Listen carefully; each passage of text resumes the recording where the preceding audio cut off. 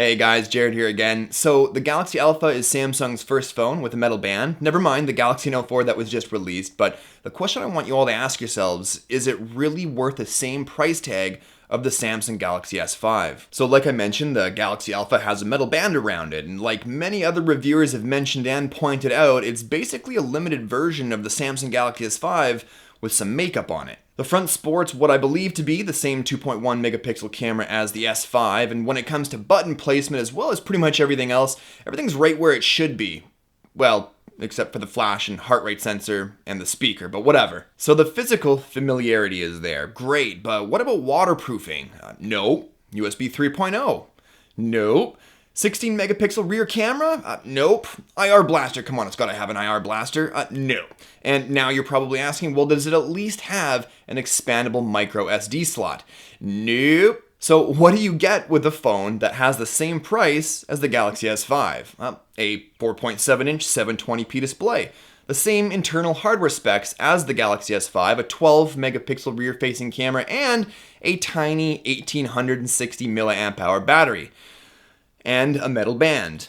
So that said, I'm not gonna lie, it looks like a $700 phone. It feels awesome in the hand, and it does come with pretty much all the same software features that the Galaxy S5 comes with, which is good if you're into those sorts of features, such as multi-window, toolbox, which by the way I've never been a fan of at all the Harry Potter features, and of course the fingerprint scanner, which I guess is sort of a software and hardware feature. Either way, the fingerprint scanner is still okay at best, since it often requires multiple swipe attempts as well as a straight up and down swipe motion that basically requires you to use both hands. But I do feel like it's been slightly improved upon since the Galaxy S5. Now when it comes to performance, seeing as the Galaxy Alpha has the same internal hardware specs as the Galaxy S5, it's really no surprise that it performs and feels very similar. It's still a fast phone, at least by my standards, but just like the Galaxy S5, it's still not as snappy as I'd like it to be. And I still have a hard time understanding how Samsung can justify charging the same price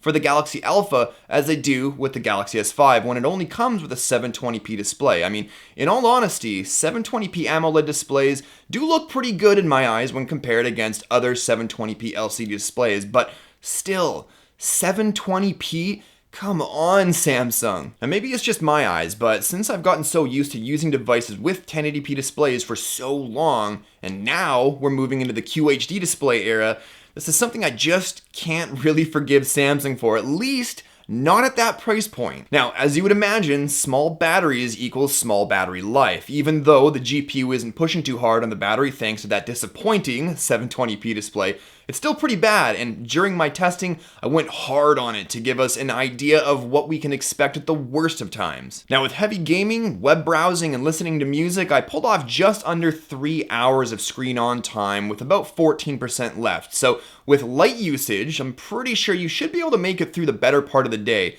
but you might want to pack a power bank with you just in case. Now camera performance luckily hasn't been a disappointment to me like other aspects of this phone have. That is to say, when used in environments with favorable lighting. Now the rear is only a 12 megapixel camera, but it still produces decent enough shots to share and edit with. Though, when I took some pictures in environments with even slightly less than desirable lighting, we start to see some pretty bad blur. But even though the Galaxy Alpha is an expensive stripped down version of the Galaxy S5, at least it can still record video in 4K?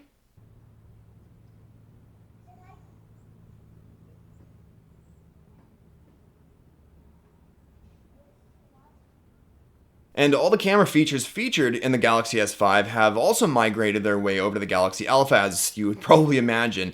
So if you're familiar with the latest in TouchWiz camera options, then you'll have no problem setting up your shots with the Galaxy Alpha. So in conclusion, my thoughts on the Samsung Galaxy Alpha are this. If you have to have the latest Samsung phone and you don't want a huge phone like the Galaxy Note 4 for example, then go for it. But if you like making intelligent purchase decisions and like getting the best bang for your buck, then don't even look at this phone when you're in the store. I just can't bring myself to positively recommending this phone when for the same price as the Galaxy S5, you only get a 720p display, no USB 3.0, no expandable micro SD slot, no waterproofing, no IR blaster, and a tiny battery. And I don't care how much metal they throw at this phone, logic and common sense just tells me to save my money. Anyways, guys, I'm really interested to know what you all think about the Galaxy Alpha in comparison to my thoughts on it. So let me know in the comments below and let's get this conversation started. But that's it for this one. Hopefully you liked this video. Maybe smash that thumbs up button if you did. And hey, if you're new here, don't forget to also hit that subscribe button to stay up to date on all my future videos. But